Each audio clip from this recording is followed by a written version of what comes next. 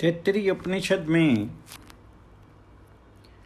तैत्तियनुवाक प्राण ही ब्रह्म है ऐसा जान करके और उसी में ब्रह्म के लक्षण घटाकर भृगु का पुनः वरुण के पास आना और उसके उपदेश से पुनः तप करना। प्राण ब्रह्म है ऐसा जाना, क्योंकि निश्चय प्राण से ही ये प्राणी उत्पन्न होते हैं। उत्पन्न होने पर प्राण से ही जीवित रहते हैं और मरणोन्मुख होने पर प्राण में ही लीन हो जाते हैं। ऐसा जान करके वह फिर अपने पिता वरुण के पास आया और बोला, भगवान मुझे ब्रह्म का उपदेश कीजिए। उससे वरुण ने कहा, तो तप से ब्रह्म की जानने की इच्छा कर। तप ही ब्रह्म है।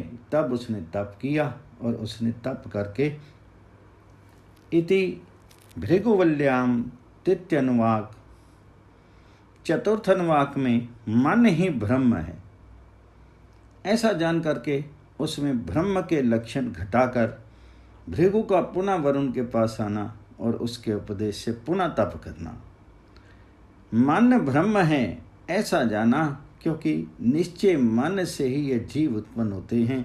उत्पन्न होने पर मन के द्वारा ही जीवित रहते हैं और अंत में प्रयाण करते हुए मन में ही लीन हो जाते हैं। ऐसा जान करके वह फिर पिता वरुण के पास गया और बोला, भगवान मुझे ब्रह्म का उपदेश कीजिए।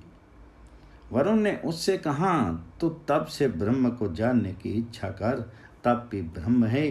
तब उसने तप किया और उसने तप करके इति भृगुवल्याम चतुर्थ अनुवाक पंचम अनुवाक में विज्ञान ही ब्रह्म है ऐसा जान करके उसे ब्रह्म के लक्षण घटा करके भृगु का पुनः वरुण के पास आना और उसके उपदेश से पुनः तप करना।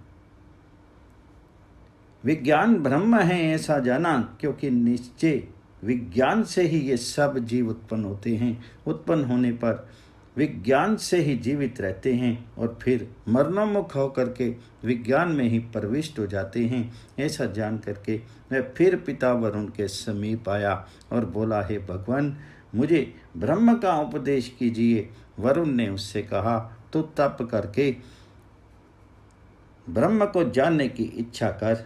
तप ही ब्रह्म है। तब उसने तप किया और तप करके इति भृगुवल्याम पंचमो अनुवाक षष्ठ अनुवाक में आनंदी ब्रह्म है ऐसा भृगु का निश्चय करना तथा इस भार्गवी वार्णी विद्या का महत्व और फल। आनंद ब्रह्म है ऐसा जाना, क्योंकि आनंद से ही ये सब प्राणी उत्पन्न होते हैं। उत्पन्न होने पर आनंद के द्वारा ही जीवित रहते हैं और प्रयाण करते समय आनंद में ही समा जाते हैं। वह ये भृगु की जानी हुई और वरुण की उपदेश की हुई विद्या परम आकाश में स्थित है। जो ऐसा जानता है वह ब्रह्म में स्थित होता है और अन्नवान और अन्न का भोक्ता होता है। प्रजा पशु और ब्रह्म तेज के कारण महान होता है तथा कीर्ति के कारण भी महान होता है। इस प्रकार तप से शुद्ध चित्त हुए भृगु ने प्राण आदि से पूर्णता ब्रह्म का लक्षण ना दे करके धीरे धीरे भीतर की ओर प्रवेश कर तप रूप साधन के द्वारा ही सबकी अपेक्षा अंतरतम आनंद को ब्रह्म जाना। अतः जो ब्रह्म को जानने की इच्छा वाला हो उसे साधन रूप से बाह्य इंद्रिय और अंतःकरण का समाधान रूप परम तप भी करना चाहिए। ये इस प्रकरण का तात्पर्य है। अब आख्यायिका से निवृत्त होकर के श्रुति अपने ही वाक्य से आख्यायिका से निष्पन्न होने वाला अर्थ बतलाती है।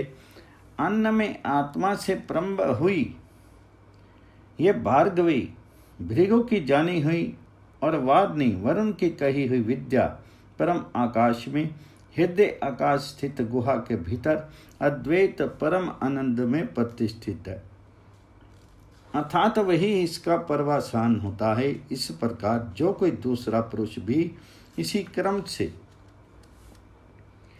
ताप रूप साधन के द्वारा क्रमशः अनुप्रवेश करके आनंद को ब्रह्म रूप से जानता है, वह इस प्रकार विद्या में स्थित लाभ करने से आनंद अर्थात पर ब्रह्म में स्थिति प्राप्त करता है, यानी ब्रह्म ही हो जाता है। अब उसका दृष्ट इस लोक में प्राप्त होने वाला फल बतलाया जाता है। अन्नमान, जिसके पास बहुत सा अन्न हो उसे अन्नमान कहते हैं। अन्न की सत्ता मात्र से तो सभी अन्नमान हैं। अतः यदि इस प्रकार अर्थ किया जाए तो विद्या की कोई विशेषता नहीं रहती। इसी प्रकार वह आनंद जो अन्न भक्षण करे यानी दीप्त अग्नि हो जाता है, वह महान हो जाता है। उसका महत्व किस कारण से होता है, इस पर कहते हैं पुत्र आदि प्रजा, गौ अश्व आदि पशु और ब्रह्म तेज यानी शम दम एम ज्ञान आदि के कारण होने वाले तेज से तथा कीर्ति यानी शुभ आचरण के कारण होने वाली ख्याति से वह महान हो जाता है। इति भृगुवल्याम षष्ठोऽनुवाक।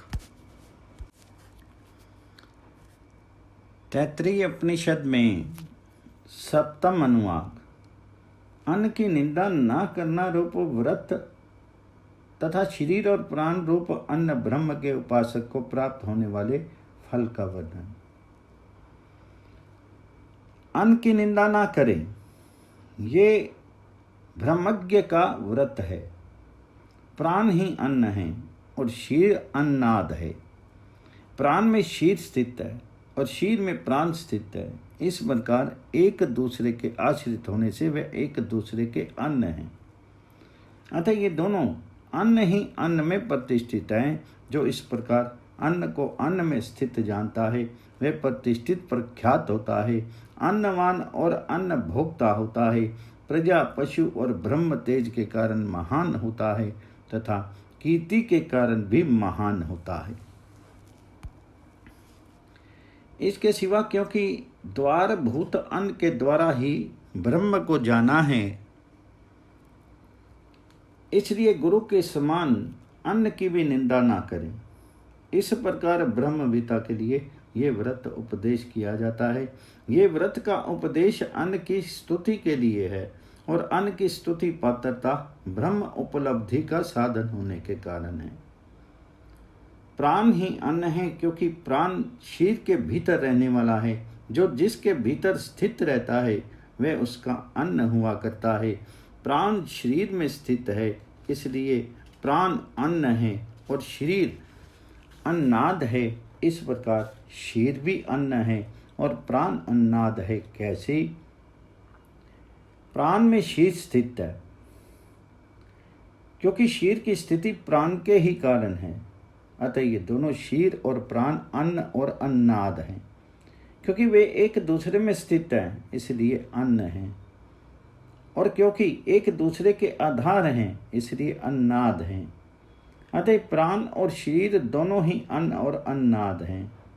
मैं जो इस प्रकार अन्न को अन्न में स्थित जानता है, अन्न और अन्नाद रूप से ही स्थित होता है तथा अन्नवान और अन्नाद होता है, इसलिए शेष अर्थ पूर्वत है। इति भृगुवल्याम सप्तमो अनुवाक। तैत्तिरीय उपनिषद में अष्टम अनुवाक में भृगुवल्याम में अन्न का त्याग ना करना रूप व्रत और जल और ज्योति रूप अन्न ब्रह्म के उपासक को प्राप्त होने वाले फल का वर्णन। अन्न का त्याग ना करें, ये व्रत है। जल ही अन्न है, ज्योति अन्नाद है। जल में ज्योति प्रतिष्ठित है और ज्योति में जल स्थित है। इस प्रकार ये दोनों अन्न ही अन्न में प्रतिष्ठित हैं। जो इस प्रकार अन्न को अन्न में स्थित जानता है वह प्रतिष्ठित होता है, अन्नवान और अन्नाद होता है, प्रजा पशु और ब्रह्म तेज के कारण महान होता है तथा कीर्ति के कारण भी महान होता है।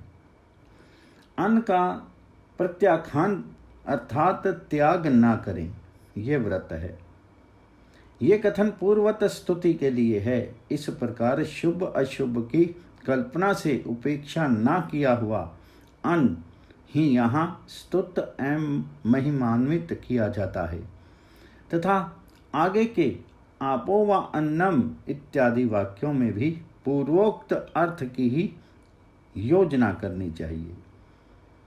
इति भृगुवल्याम अष्टमो अनुवाक। तैत्तिरीय उपनिषद में